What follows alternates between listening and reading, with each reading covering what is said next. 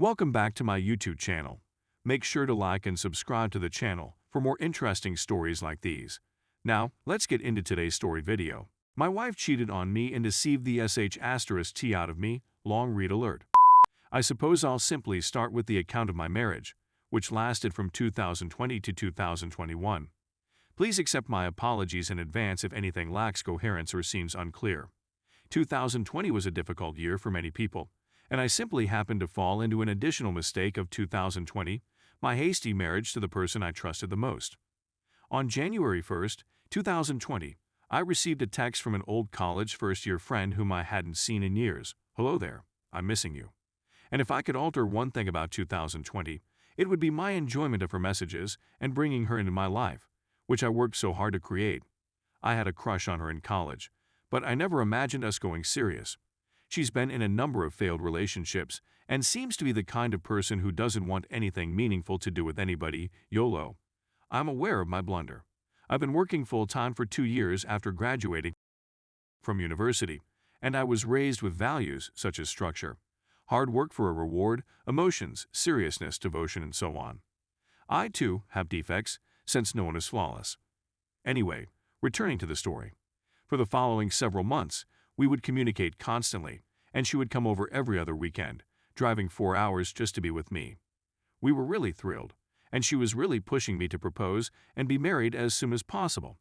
When that didn't work, she suggested a promise ring, and I believe her perseverance, along with my never having had such profound feelings before and falling in love, led us to May 1st, 2020, when I proposed and we went to court the next day to be married. We were overjoyed, and she vowed to overcome her negative behaviors, which I believed I had mastered, only to discover later that there's a whole other level to this. Smoking is an example of a terrible habit, which she persuaded me to do at the time. We signed a rental agreement at the same time and moved into a property in the same city where I previously resided. We were so pleased and delighted to be out here, constructing the life we wanted, and we appeared to agree on the important things like kids and families and things like that. I was sleeping on the bed working from home one day after just about a month of living together when I saw her phone, right next to me, light up with Snapchat and Twitter alerts. I had already memorized her passcodes since she told me once, and it was so simple that I never forgot. I entered it and had a look at the alerts, and I was astounded by what I saw. My whole body began to shake as we remained curled up as she slept, and here I am learning that what she told me she did for a job was a total lying in the rubbish. I noticed the postings on Twitter, Snapchat, OnlyFans, and MFC and quickly deduced what was going on. My newlywed wife has been camming online for the last 3 years or so. As my body froze in bed, I was at a loss for words.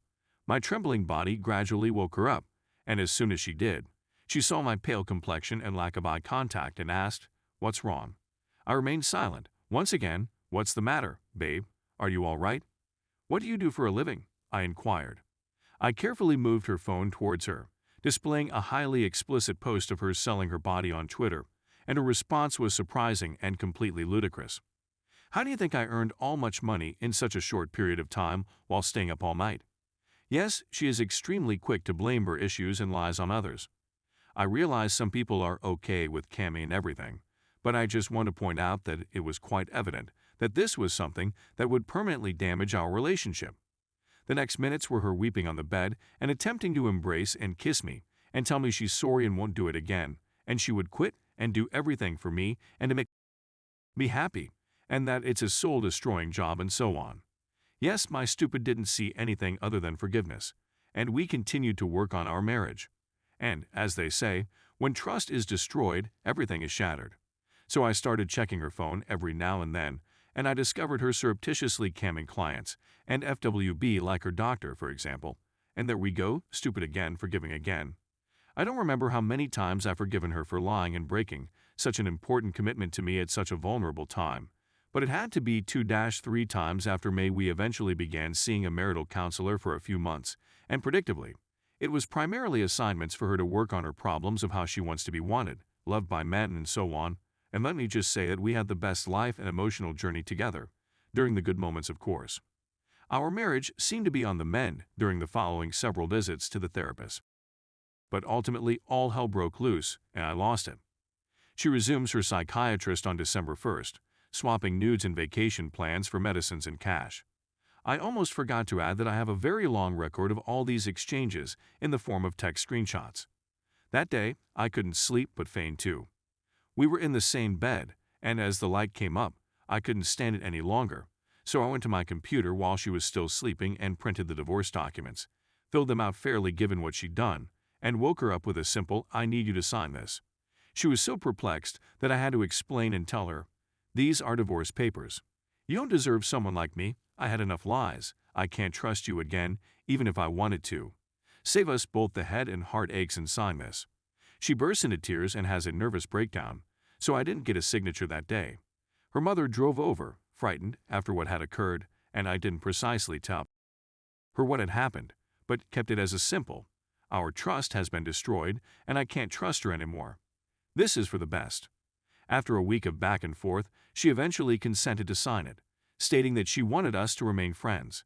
Remember my stupid, "Yes," I replied, "let's continue friends," and offered another little portion of my heart to her as a friend who still cares for her and meets some of her needs now that her dwindling money is no longer there. One of our primary agreements as friends who would be living together for the rest of the lease was not to invite anybody over, guys in her case and women in my case. We had separate bedrooms and tried to concentrate on our lives. It took barely 2 weeks. December 16th, and I wake up at 1 a.m. to find a text from her stating she has a friend over, and I send her my disappointment since it's plainly a male in there, and I felt so insulted. No response, so I take my phone and walk into the garden to get a nice video of what's going on in the bedroom. If I'd waited 10 seconds longer, they'd be all in each other's faces. As I was taping her total falsehoods and deception, I creepily rapped on the glass, and the man began to leave. This was probably the first time I yelled at her in the whole year of our marriage, calling her trash, filthy, and other derogatory terms. After much arguing, we agreed that she would take over the lease until it expired in May 2021 and be liable for the whole rent amount. I began apartment hunting and ended up with a move-in date of January 9, 2021. Keep in mind 2 things. The first is that in order to remove my name from the lease, I had to pay the remaining half of the rent for the next several months, and we agreed she would pay me back on a payment plan since she doesn't have a permanent job and has returned to camming. That agreement was presented to her yesterday and has yet to be signed. The second point is that I have removed all of my belongings from the home where we resided, with the exception of my washer and dryer, which I promised to leave with her as a little favor until the end of January 2021. I'm debating whether I should keep to that arrangement now, since she makes a big deal out of everything and won't let go of anything easily. Anyway, that same night, I finish my move out, and 10 minutes later, with a 20-minute notice, she invites another man over to move some furniture around, a guy she found on Bumble who she continues praising for his success and wealth. I'm spending the night in a hotel near my new apartment since the power is down. I don't want to contact her because I feel like shutting her off totally from my life. I began watching cheating wives videos on YouTube, and the Reddit storytelling ones led me here to tell you about my infidel ex-wife. My ex-wife twisted and fooled me. I was the stupid nice guy who worked overtime, trying to find stability on our shaky grounds, and yet all I get from her is hurt and disrespect, even on good terms. I'm glad we didn't have a wedding, and I feel sorry for any single soul she decides to manipulate in the future. Yes, she's very good at it, and I'm a dumb. Overall, I'm delighted it only took me a year to figure out who she is and what she wants to improve about herself.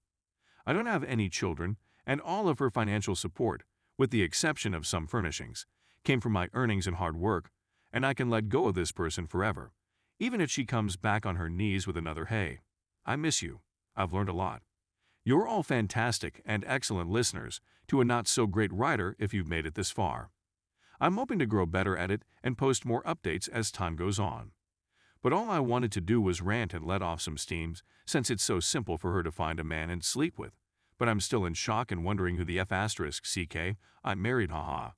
Thank you so much, and I hope I didn't lose any of you. Edit. I just wanted to thank everyone on here for trying to offer and assist in any way they could. I want you to know that your comments have been validating and supporting the way I've felt about all of this for the last year. To be honest, this is probably my first time spewing this many words on the internet, as well as my first Reddit post. I am very grateful that there are folks out there that are willing to provide impartial ideas and perspectives. 3 words: live, learn, and repeat.